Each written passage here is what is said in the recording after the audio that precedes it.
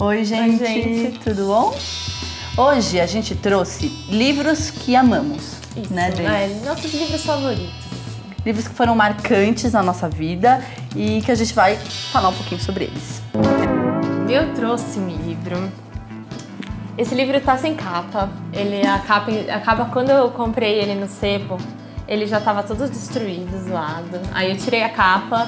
Ele é do Círculo do Livro, sabe? Aqueles livros que você encontra no sebo de monte, assim.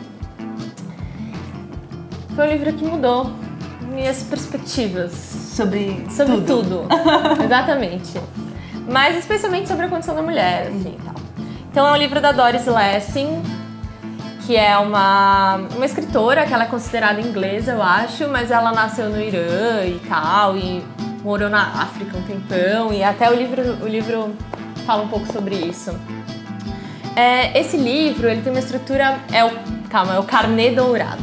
Ele chama Carnê Dourado, é o primeiro romance dela. Ou pelo menos é o primeiro romance que marcou, assim, que fez ela ficar conhecida e tal. Então, esse livro tem uma estrutura maluca, assim. Ele tem uma estrutura principal, assim, uma narrativa principal, ficcional. Ao mesmo tempo, tem vários... Essa personagem principal, ela tem vários cadernos, onde ela discorre sobre diversos temas. Então tem um caderno que é um fluxo de consciência, tem um caderno que é um caderno de anotações de escritora, então ela tem ideias para romances, ideias para contos e tal. E é isso, ela divide a vida e o pensamento dela em inúmeros cadernos, assim. E o livro vai contando um pouco sobre cada um desses cadernos e tal. Eu acho um livro maravilhoso, assim. Eu acho incrível a visão que ela tem sobre a mulher, sobre... Sei lá, é um livro... A mulher é o tema que ela mais aborda. É o tema que ela mais aborda. E acho que tem a ver, assim, com o fato dela, sei lá, ter crescido no Irã e tal. Com certeza. E então, sei lá, eu não sei dizer, assim, exatamente o que ele tem que é tão especial pra mim, mas... os livros da vida, os livros marcantes, acho que eles é são difícil um pouco explicar, assim, né? Mas eu sei que eu entrei uma pessoa nesse livro e saí uma outra pessoa. Então, legal. Acho um livro bem importante.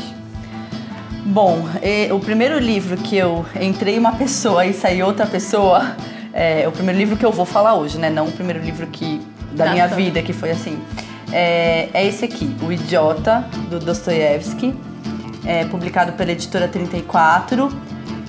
E assim, essa leitura, quando eu li o Idiota, foi uma leitura tão turbulenta e tão assim com...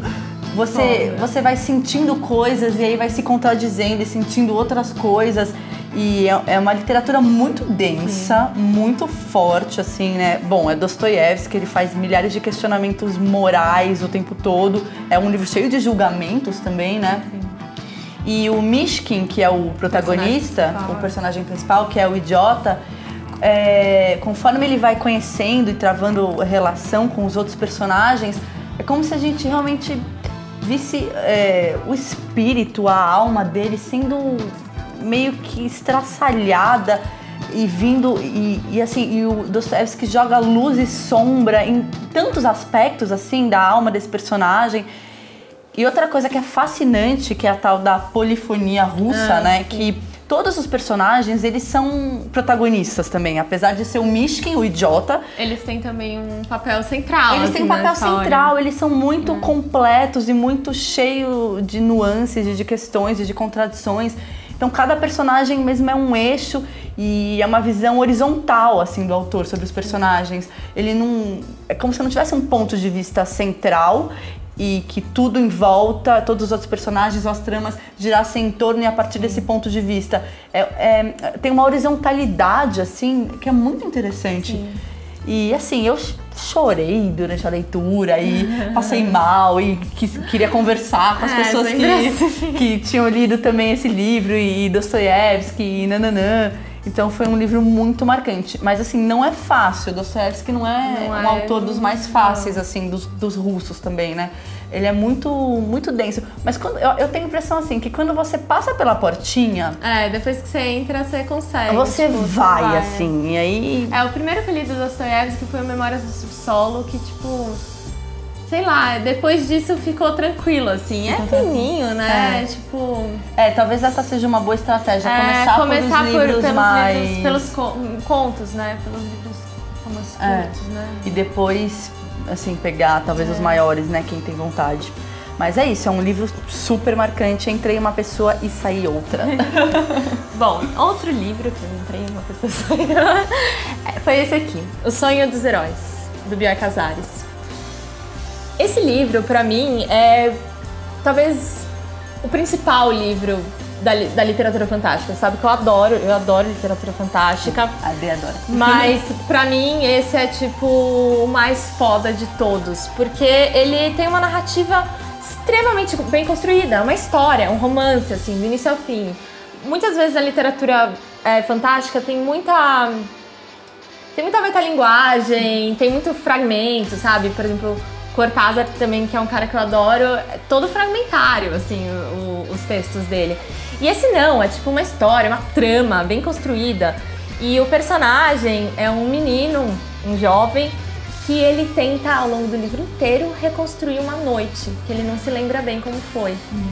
Então, esse livro me trouxe perspectivas, assim, muito fortes sobre o mundo masculino. Acho que foi o primeiro personagem, homem, pelo que qual... te encantou, assim. Me fez entender muito, assim, sobre o mundo dos homens, assim, e a maneira como é a lógica, masculina. É um livro maravilhoso, é assim, ele teve uma noite no carnaval que ele não sabe bem o que aconteceu e todos os passos dele vão em direção a tentar reconstruir essa noite que se perdeu na memória dele, porque ele estava muito bêbado. Então, ao longo do romance inteiro, parece que ele está caminhando para aquela descoberta. E é como se fosse um suspense. É muito, muito bom, cara. Nossa, muito bastante bom. Vontade de ler. Eu acho... A capa é ótima também. A capa é maravilhosa. Tipo, aqui, um baile de carnaval, né? Já dá um tom fantástico. Né? E tem muito esse clima do carnaval, né? Que realmente você se perde, né? Na comemoração. Então, legal. Nossa, acho um livro maravilhoso. Ai. O meu segundo livro, Entrei uma pessoa, saí outra, é completamente diferente do Dostoiévski, assim, dois universos completamente diferentes. Maluco. Que é esse aqui, Um Salto Maluco, exatamente. A Visita Cruel do Tempo, da Jennifer Egan, que é escritora americana, que ganhou o Pulitzer com esse livro em 2011, eu acho. E A Visita Cruel do Tempo eu li há 2 anos atrás, mais ou menos. E assim, foi incrível também, foi uma leitura incrível. Acho que você sabe, todos os meus amigos sabem o quanto eu fiquei falando desse livro ininterruptamente, nem pra minha irmã, pra minha mãe, pro meu namorado, pra todo mundo. Por quê? Ele tem 2 temas, assim, principais. A passagem do tempo e a música, o rock and roll. O livro ele tem um salto gigantesco no tempo, começa em 1970 e uns quebrados e vai até 2020, pra frente de 2020, e acompanha vários personagens, né? É um livro cheio de tramas e subtramas, né? Não é uma só narrativa, apenas uma narrativa. E toda a transformação da indústria da música e, enfim, né, quando surgiu o MP3 e as músicas passaram, né, qualquer pessoa hoje pode baixar, enfim, e fazer música também. É como se as transformações tão radicais que essa indústria viveu, esses personagens também viveram, assim, durante essa passagem do tempo. Os sonhos foram perdidos, muitas decepções e muitas vidas que no começo você acha que vão ser uma coisa e depois viram outra completamente diferente. E assim, são personagens muito distintos. Tem desde o cara que trabalha, é um produtor de música fudidaço em Nova York, até a assistente dele, cleptomaníaca, que faz uma viagem mochileira rock and roll na Itália. E aí, sei lá, a outra que faz um safari na África, o outro que se mata, assim, é uma gama de personagens. E ela é uma virtuosa, assim, ela de é uma conseguir virtuose. Misturar a história de todos esses personagens. Né? De conseguir fazer esses saltos. E é bem impressionante. Ela é muito assim. virtuosa, ela constrói muito bem os personagens e as narrativas e como ela vai amarrando as narrativas. É uma puta prosa. E eu tive uma sensação... É uma puta prosa. Eu tive uma sensação física da passagem do tempo. É como se, não sei, no meu corpo e na minha imaginação eu tivesse vivido tantos anos quanto os personagens. Foi muito louca essa sensação. E aí eu vi, surreal. E aí eu vi uma entrevista da Jennifer Egan que ela resolveu escrever um livro sobre o tempo quando ela estava lendo o Proust, o famoso do Proust, né? Sim, Em Busca do Tempo Perdido. Em Busca do Tempo Perdido, que ela estava interessada em fazer um livro sobre o tempo e que desse pro leitor essa sensação da passagem do tempo mesmo. E eu acho que, pelo menos comigo, funcionou. É isso, gente. Acabaram as nossas indicações e os nossos livros da vida de hoje. Porque temos outros livros da vida. Muitos livros amados. Espero que vocês tenham gostado. E até o próximo vídeo, né? Até o próximo especial de verão. Até o próximo. Um beijo, tchau, tchau.